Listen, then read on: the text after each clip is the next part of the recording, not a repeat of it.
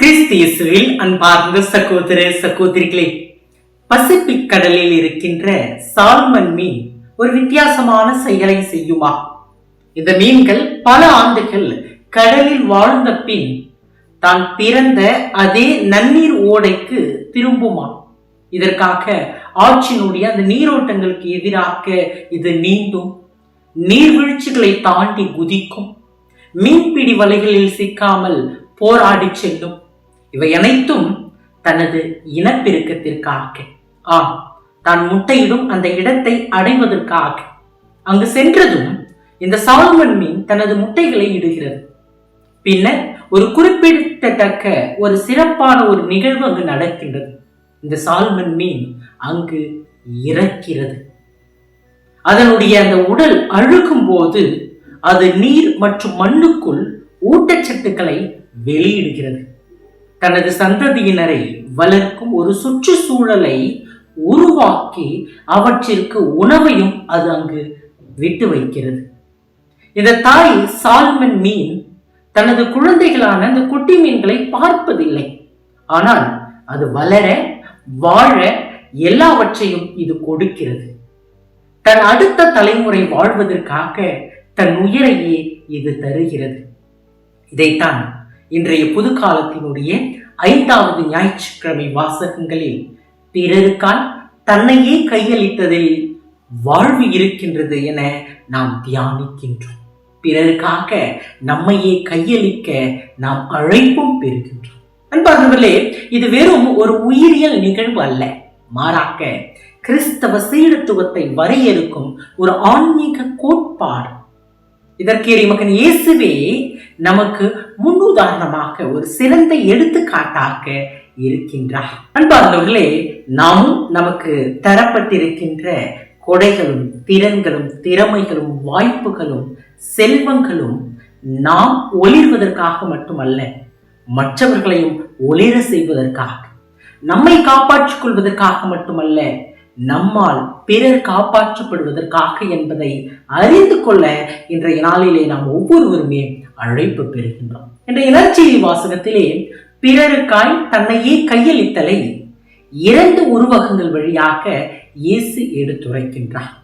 உப்பு மற்றும் ஒளி. இயேசு பேசும் இந்த 2 உருவகங்களிலும் பொதுவான குணமாக நாம் பார்ப்பது பிறர் வாழ்வுபட தன்னை இழத்தலாகும். இவ்விரண்டும் தன்னையே கையளித்தலின் 2 வகைகளை வெளிப்படுத்துகிறது. முதலாவதாக உப்பு. இது கண்ணுக்கு தெரியாத ஒரு கையளிப்பு. இன்றைய நற்செய்தியில் இயேசு நீங்கள் மண்ணுலகிற்கு உப்பாயிருக்கிறீர்கள் என்கின்றார். உப்பு தனக்காக இல்லாமல் பிறருக்காக இருக்கிறது. அதிலும் சுவையூட்டுவதற்காகவும் பாதுகாக்கப்படுவதற்காகவும் அது இருக்கின்றது. உப்பு சுவையை கொடுக்க அது உணவிற்குள் மறைய வேண்டும். தனது அடையாளத்தை அப்படியே வைத்திருக்க நினைத்தால் வெளியே வீசப்பட்டு இந்த உப்பு மனிதரால் மிதிப்படும். மாறாக தன்னை உணவில் அது இழக்கின்ற பொழுது சுவையை கொடுக்கின்றது. இது நாம் கரைய மறைய, மற்றவர்களுக்காக மற்றவர்களுடைய நலனுக்காக நம்மை இழக்க அழைப்பு தருகின்றது. அன்பார்ந்தவர்களே, விவிலியத்தில் அரசி எஸ்தர் தன் மக்களின் இனப்படுகொலையை எதிர்கொண்ட போது சட்டத்திற்கு புறம்பே எனினும் நான் மன்னரிடம் செல்வேன், அழிவதாயின் அழுகின்றேன் என்றார். இங்கு அவள் தன்னை தனது வாழ்க்கையை மக்களுக்காக தருவதற்கு தயாராக்க மாறுகின்றார்.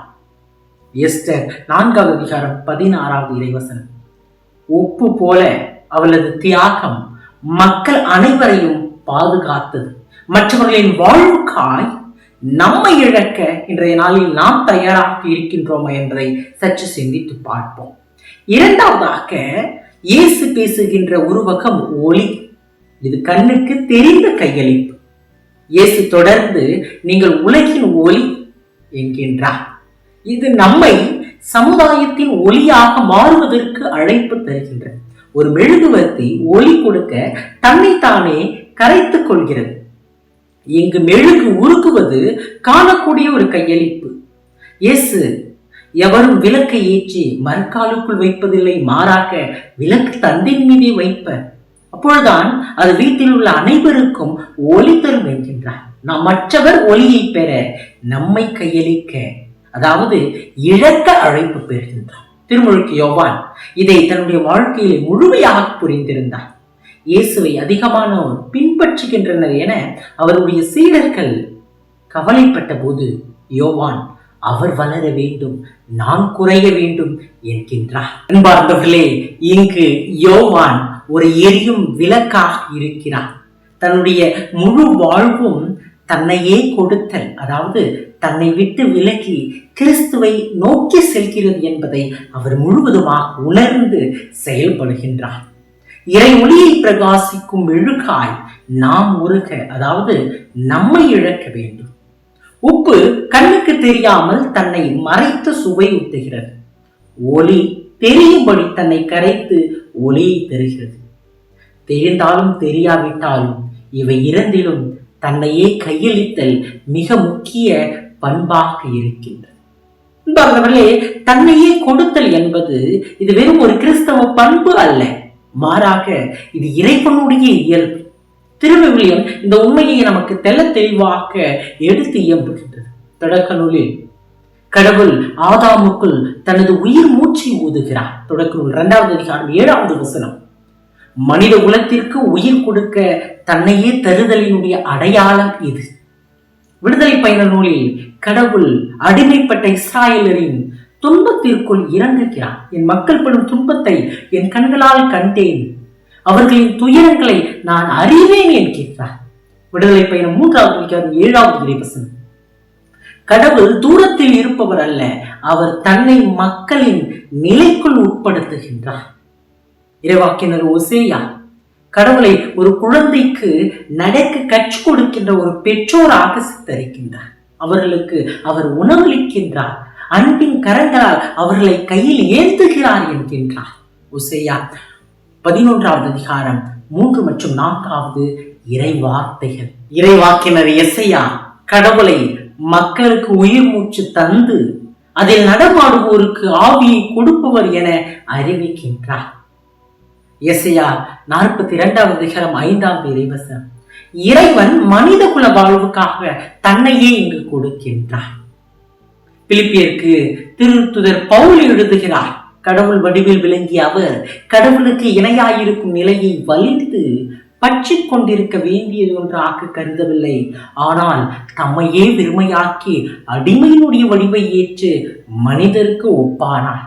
மனித உருவில் தோன்றி சாவை ஏற்கும் அளவுக்கு, அதுவும் சிலுவை சாவையை ஏற்கும் அளவுக்கு கீழ்ப்படிந்து தம்மை தாழ்த்தி கொண்டார் என்கின்றார். பிலிப்பியருக்கு எழுதிய திருமுகம் 2வது அதிகாரம் 6 முதல் 8 வரை உள்ள இறைவார்த்தை பகுதி. இங்கு பவுல் பயன்படுத்துகின்ற இந்த கிரேக்க வார்த்தை கெனோசிஸ், அதாவது தன்னை வெறுமையாக்குதல். கடவுள் தன்னை மனிதருக்குள் வெறுமையாக்குகின்றார். இயேசு தன்னை மரணத்திற்குள் வெறுமையாக்குகின்றார் என்பதை வெளிப்படுத்துகின்றார். பெந்தகோஸ்தே நாளில் தூய ஆவி தன்னையே கொடுக்கின்றார். ஆக தன்னையே பிறருக்காய் தருதல், கையளித்தல் என்பது ஒரு இறைவனினுடைய ஒரு இயல்பாக இருக்கின்றது. இன்றைய 2வது வாசகத்திலும் திருத்துதர் பவுல், நான் உங்கள் நடுவில் வலுவற்றவனாய் மிகுந்த அச்சத்தோடு நடுக்கத்தோடு இருந்தேன் என தன்னையே கையளிக்கும் சாட்சியத்தை அவர் பகிர்கின்றார். அதுவே இன்றைக்கு கிறிஸ்தவர்களாகிய நாம் ஒவ்வொருவரும் இந்த இறைவனின் இயல்பாம் தன்னையே கையளித்தல், தன்னையே இழத்தல், பிறர் நலனுக்காக என்ற ஒரு உணர்வோடு வாழ்வதற்கு அழைப்பு தருகின்றது. அன்பார்ந்தவர்களே, நம்மில் சிலர் உப்பு போல மறைக்கப்பட்ட, அதாவது கடவுளுக்கு மட்டும் தெரிந்த தியாகிகள். நோய்வாய்ப்பட்ட குழந்தையுடன் இரவு முழுவதும் விழித்திருக்கும் பொறுமையான பெற்றோர், நல்ல உள்ளம் கொண்டோர், யாரோ ஒருவரின் கவலைகளை கேட்கின்ற நல்ல மனிதர்கள், தங்கள் அறையில் மற்றவர்களுக்காக ஜெபிக்கின்றவர்கள், இன்னும் சிலர் ஒளியை போல மற்றவர்களுக்கு ஒரு சாட்சியாக இருக்கிறார்கள், நீதிக்காக குரல் கொடுக்கிறார்கள், யார் இருந்தாலும் இல்லை என்றாலும் பொது இடத்தில் தயங்காமல் உதவி செய்கிறார்கள். அன்பார்ந்தவர்களே, நமக்கு இவை இரண்டும் தேவை. இயேசு ஒன்றை தேர்ந்தெடு என்று கூறவில்லை. நீங்கள் உப்பு, நீங்கள் ஒளி. நமது வாழ்க்கையில் மறைக்கப்பட்ட தியாகமும் பொது சாட்சியமும் தேவை. அதாவது கண்ணுக்கு தெரியாத சுவையூட்டுதலும் தெரிகின்ற ஒளிமயமாக்குதலும் தேவை. இன்றைய இறை வார்த்தை வழிபாடு நம்மை சாட்சியாக வாழவும் அழைப்பு தருகின்றது. தியாக உணர்வோடு வாழ்வதற்கும் அழைப்பு தருகின்றது. கொல்கத்தா நகர் அன்னை தெரேசாவினுடைய பணி பெரும் பகுதி ஒரு ஒப்பை போன்றது. அதாவது ஜபங்கள், சமுதாயத்தில் மறக்கப்பட்டவர்களை மீட்டெடுத்து அவர்களை பாதுகாப்பது என மறைவானது. ஆனால் அவர் ஒரு ஒளியாகவும் திகழ்ந்தார். அவரது பணியே உலகளாவிய சாட்சியாகவும் மாறியது. அவரது வார்த்தைகள் பலரை அமைதியில் நிலவ செய்தன. அவரது வாழ்வு இருளை ஒளிர செய்தது. இதற்கு அன்னை தெரேசா தன்னை முழுவதுமாக இழக்க தயாரானார். தன்னுடைய சொந்த மகிமைக்காக அல்ல, ஆனால் ஏழைகளினுடைய முகத்தில் கிறிஸ்துவை காண்பதற்காக யாவற்றையும் அவர் செய்தார். இன்றைக்கு நாம் நம்மை கையளிக்க தயாராக இருக்க வேண்டும். அப்பொழுதுதான் நாம் ஒப்பாகவும் ஒளியாகவும் திகழ முடியும். அன்பார்ந்தவர்களே, இன்றைக்கு கிறிஸ்தவர்களாகிய நாம் அன்னை தெரேசாவை போல நம்மை கையளிப்போம். இன்றைய முதல் வாசகத்தில் உன் ஒளி விடியல் போல் எழும், விரைவில் உனக்கு நலமான வாழ்வு துளிர்க்கும் என இறைவாக்கினர் எசையா நம்பிக்கையூட்டுகின்றார்.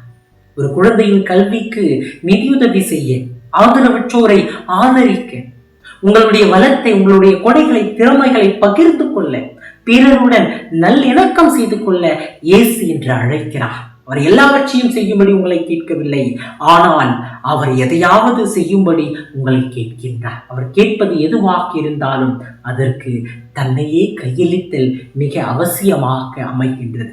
உப்பு கரைந்து கொண்டிருக்கின்றது, மெழுகுவர்த்திகள் எரிந்து குறைகின்றன, ஒளி ஏதோ ஒன்று எரிக்கப்படுவதிலிருந்து தான் வருகின்றது. அன்பார்ந்தவர்களே, அந்த சால்மன் மீன் ஓடையில் இறக்கிறது. தன்னுடைய குட்டிகள் வளர வேண்டும் என்பதற்காக, உணவை பெற வேண்டும் என்பதற்காக நாம் பங்கேற்றுக் கொண்டிருக்கின்ற இந்த திருப்பலியிலே அப்பம் உடைக்கப்படுகின்றது பகிர்வதற்காக, திராட்சை ரசம் ஊற்றப்படுகின்றது பகிர்வதற்காக. புனித வெளி இல்லாமல் உயிர்ப்பு ஞாயிறு இல்லை, சிலுவை இல்லாமல் உயிர்ப்பு இல்லை. தன்னையே கொடுப்பதில்தான் பிறர் நலன் உண்டு, பொது நலன் உண்டு. அக்கன்பார்ந்தவர்களே, இன்றைய ஞாயிற்றுக்கிழமையினுடைய இறை வார்த்தை வழிபாடு நமக்கு தருகின்ற இந்த உன்னதமான உருவகங்களை நாம் நம்முடைய வாழ்க்கையாக்கி நம்மையே பிறர் நலனுக்காய் கையளிக்கின்ற கிறிஸ்தவர்களாக மாறுவோம். இறைவன் ஒவ்வொருவரையும் ஆசீர்வதிப்பார்.